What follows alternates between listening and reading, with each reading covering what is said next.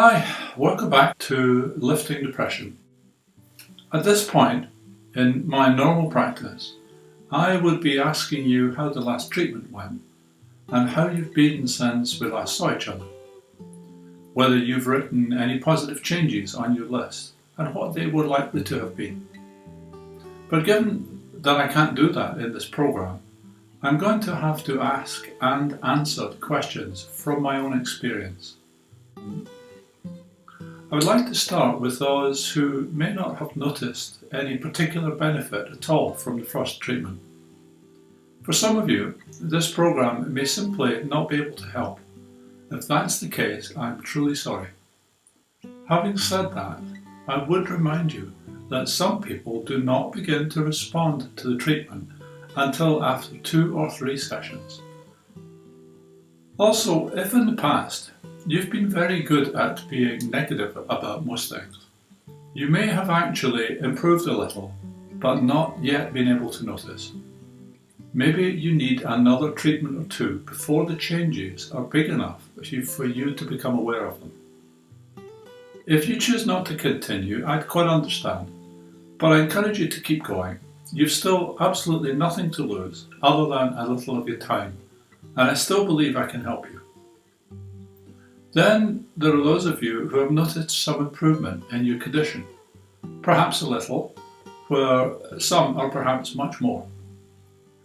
For you, if you are having some benefit already, we now know that the program is working, so just keep going. If you've already benefited after 1 treatment, you will almost definitely benefit much more after 4. Before today's treatment, I'd like to explain why this condition seems to get worse over time and why you can't simply control it with some enormous act of will. And also, for some people, why it keeps coming back over and over again. Remember from the first session, the security guard with a filing cabinet of your past troublesome events, causing you to alter some of your behaviours in order to stay safe. The security guard doesn't ask you to change behaviour to stay safe, it commands you. It downgrades the fuel supply to the thinking brain to make sure that you can literally no longer behave in the previous normal ways. You've simply lost control for that moment. It weakens your ability to choose your behaviours and it forces you to become distressed. The message is clear. There are dangerous things out there. Stay home, in bed, pull up the duvet and hide. Most importantly, stay away from people. Now, if this isn't enough, your imagination can get involved and it helps the security guard to offer you even greater protection. Let's take a very simple example. Say you've been knocked down by a red Ford Mustang one day when you were out walking, and your senses have taken a multi-sense picture of the event and stored it in the security guard's filing cabinet. After your recovery, when you're next out and about, your senses will be commanded to look out for red Fords, particularly Mustangs, as your security guard has learned how dangerous these cars can be. Most days, you probably won't see a Ford Mustang, and a red one at that. But if you do, you might feel a bit apprehensive or distressed in some way as it passes you by. However, the imagination may ask your security guard if it's only red Fords and Mustangs that pose a threat. After considering this, the security guard realises that actually all Fords could be a threat, and it will upgrade the picture in the filing cabinet to include all colours and perhaps makes of car. The next day's outing will probably be more stressful and worrying as there are definitely more Fords around that day, different models and different colours.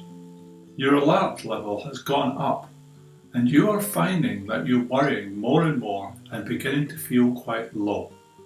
You apparently can't even go out without worrying, and that is worrying all on its own. But, says your imagination, is it only Fords which are dangerous? Well, your security guard thinks about this and realises that it could actually be any car or vehicle of any type, and that will require an upgrade to the picture in the filing cabinet, and so on and so on. The outside world has suddenly become even more dangerous for no apparent reason. It just has, and you have no reasonable explanation to offer either yourself or others. Your behaviour simply just changes. One original problem can grow with time, and the depression which you are suffering from simply gets worse and worse. So often I've asked people how long they have suffered with the depression for, and they'll stop and they'll think, and then they'll tell me that, well, it probably started quite a long time ago, but it's come and gone over the years, but it's really been getting worse recently. As long as the original event or events which are in the filing cabinet and causing the depression are there, the security guard will be commanding your behaviour, including the symptoms of the depression. As long as your imagination is working along with your security guard to keep you safe, the depression can develop with time and become more intrusive and difficult to rein in. Your thought processes become more negative. You're more inclined to avoid people, and your own opinion of yourself is likely to drop. You may feel worthless, and that everyone around you considers you the same way, even though they tell you that it's totally not true. You really don't believe them. If you learn to stay away from certain places, people and events in order to minimise your distress, and are lucky enough to have some family and friends who stick with you regardless of how hard you appear to try to sabotage your relationships with them, you can sometimes learn to cope with the depression surprisingly well, but it will be limiting your life. Perhaps you can't go to social events, you simply can't go, or you can't go on vacation, or perhaps you can't even go to work, or even spend time with your best friends. But perhaps, just perhaps, if you can remove the troublesome memories from the security guard's filing cabinet, retrain your imagination to be more helpful in different ways, and restore your thinking brain to the correct level of fuel, you can calm down and regain control of your life again. When people say that depression keeps coming back and back from time to time, what has simply happened is that in the past occurrence, they've found a solution. Medication perhaps, or a talking therapy, or CBT, to help alter thinking processes and manage the symptoms better. Or maybe simply a new friend who understood and was really, really supportive. Or some other life changes which make life easier and reduce the amount of pressure on you. A new job, say, or a partner, or a financial windfall which solves a credit card problem. Time will sometimes bring a solution along if you can wait long enough. But none of these treats the original cause, the contents of the filing cabinet. They relieve short-term immediate pressure and allow you to get on with life again until the next crisis comes along and the depression recurs. Most people suffering with depression nearly always have several really difficult life problems to cope with, all at the same time, and they're really finding it difficult to cope. It's these problems, layered on top of the security guard's filing cabinet contents, which cause the loss of control, the depressive symptoms you're suffering. So, when treating depression, there are usually two things that need to be paid attention to. First, the filing cabinet needs to be cleared out. When this happens, you'll again have access to your thinking brain. It will be running on the correct high grade of fuel, and you'll be much better able to regain control of your life. Secondly, you'll now be able to think more clearly and begin to unravel the real life problems facing you. In the later stages of this program, I'll actually try and help you with this second part as well. But first, we have to get your filing cabinet cleared out and get you back in control. We'll also talk in a later treatment about how you can help to avoid depression ever catching you out again. Now, let me talk with you a little about self-confidence, or is most likely in your case, low self-confidence. Self-confidence comes from previous experience where you have achieved success, and it develops over time. You know your own capabilities and are familiar with how well you should be able to perform every single daily routine in your life. Tasks you do both at home, from buying and shopping to coordinating the daily events of the family, or at work, where you plan, organise and control activities in a really straightforward manner every day. However, when your security guard is firing regularly, you're running on a lower grade fuel, not just for minutes at a time, but more or less to some degree all of the time, sometimes of course being worse than others. In this state, you underperform in all aspects of life, both at home and at work.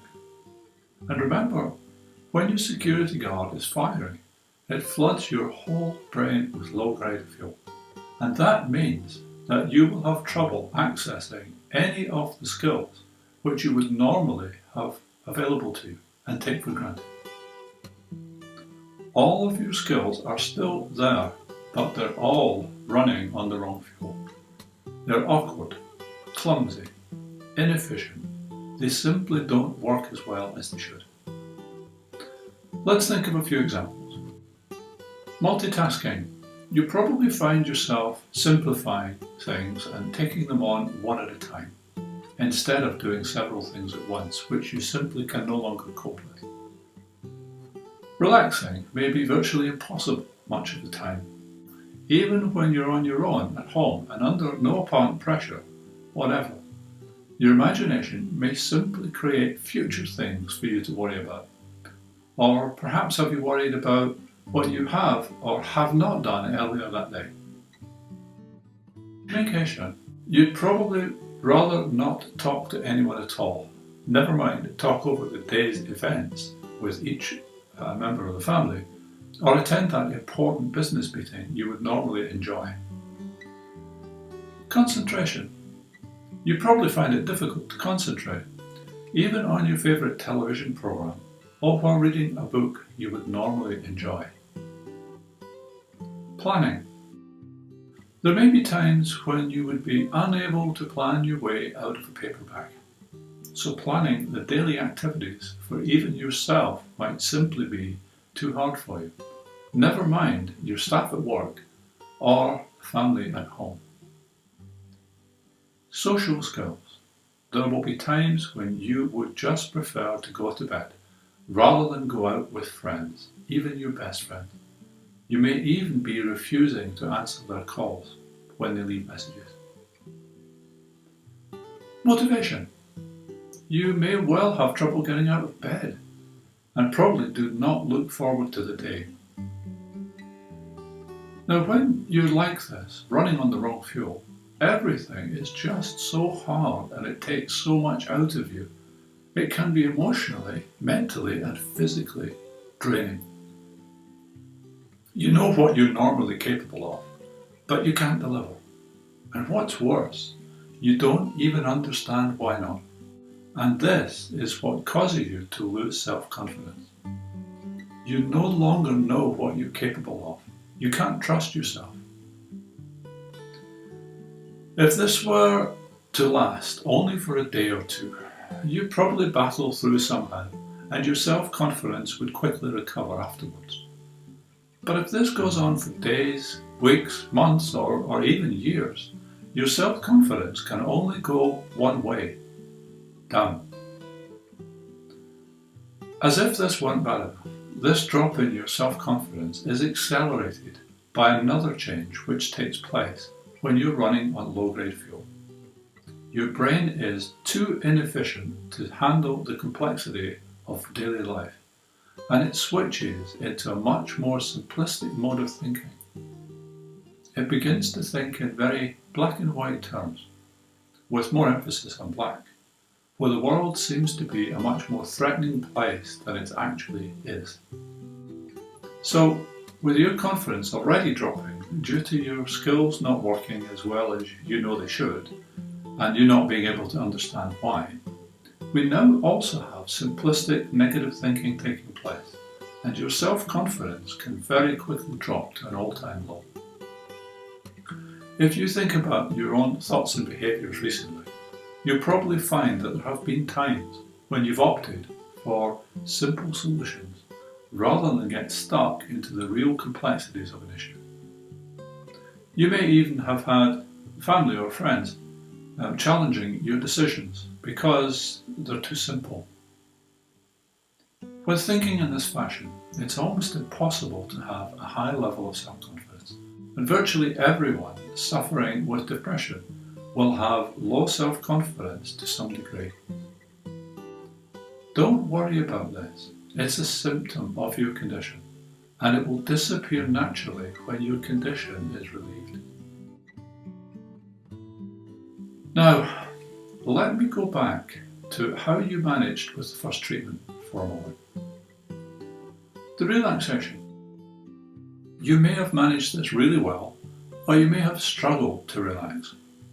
If you struggled, please make sure you download the free relaxation file and use it every day in order to become familiar with the routine. And don't worry about it for today's session. Just keep going. It'll probably be easier the second time anyway. Remember, you don't have to relax totally. Just do the best you can.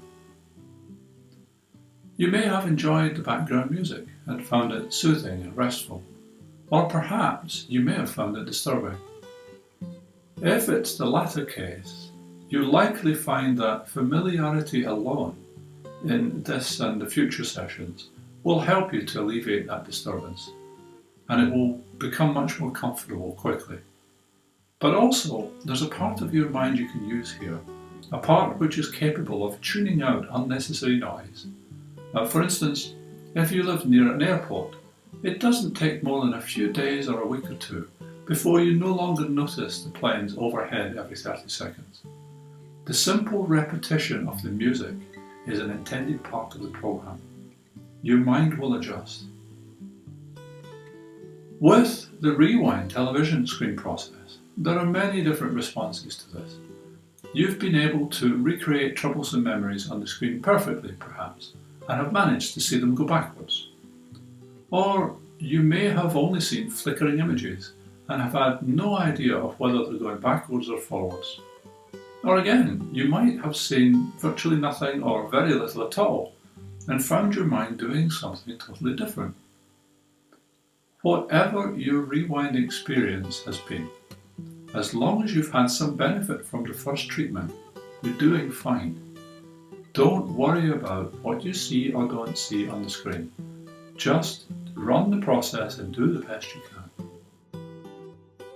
Even if you've apparently not benefited from the last treatment, now that you understand more about what you're doing, you may well benefit this time. To help further with this, I'll show you today how to rehearse this properly at the beginning of today's treatment video. But again, remember, how you do it is not that important. It's knowing what you're trying to do that is. And you're trying to calm down past distressing images which are stored in your security guard's filing cabinet, and your own mind will know how to do this. Remember, everybody's mind works differently. Let your mind do the work and trust it.